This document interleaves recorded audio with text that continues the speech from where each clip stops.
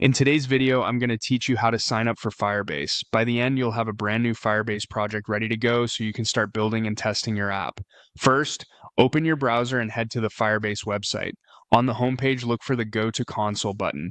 This takes you into the Firebase console where all of your projects live and where you'll manage settings, data, and integrations. When the console loads, you'll land on the Get Started area.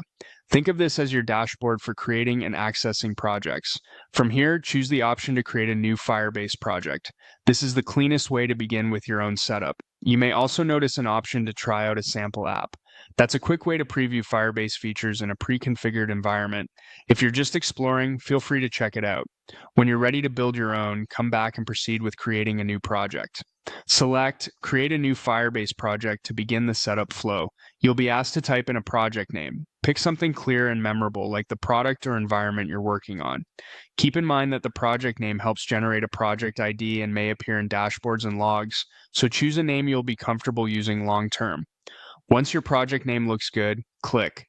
Continue to move ahead. Next, you'll see an option to enable Google Analytics for this project. This is entirely up to you. Turning it on gives you access to richer usage insights across your app, which can be helpful for understanding engagement and troubleshooting.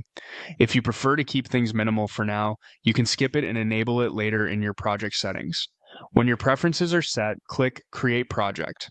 Firebase will provision everything in the background. This usually takes just a moment. When it's done, you'll see a confirmation and a button to continue.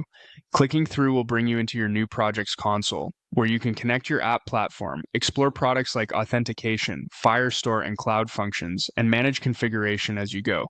That's it. Your Firebase account is set up with a brand new project. A quick recap. You went to the Firebase website, opened the console, started a new project, named it, chose whether to enable analytics, and created the project.